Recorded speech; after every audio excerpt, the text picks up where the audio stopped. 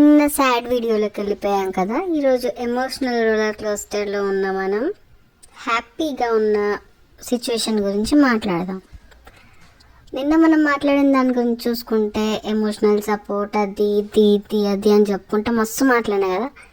ఈరోజు ఏం చెప్తున్నా అంటే, బై ఛాన్స్ నిన్న చెప్పిన ఎమోషనల్ సపోర్ట్ అనేది మనకు దొరికినప్పుడు మనం ఎంత స్ట్రాంగ్ అవుతామంటే,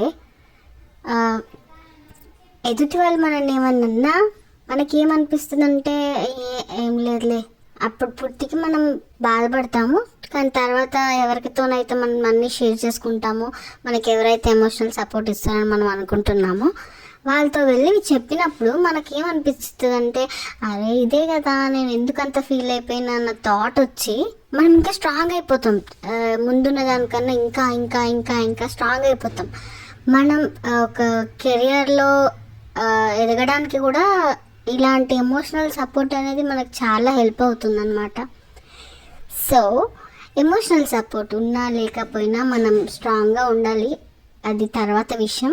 కానీ ఎమోషనల్ సపోర్ట్ ఉన్నప్పుడు వాళ్ళతో మనం మ్యాక్స్ వాళ్ళతో మనం గొడవ పడకుండా కొంచెం అర్థం చేసుకుని హ్యాపీగా ఉండొచ్చు. వాళ్ళని ఇబ్బంది పెట్టకండి, మీరు ఇబ్బంది పడకండి, హ్యాపీగా ఉండండి. Okay, thank you.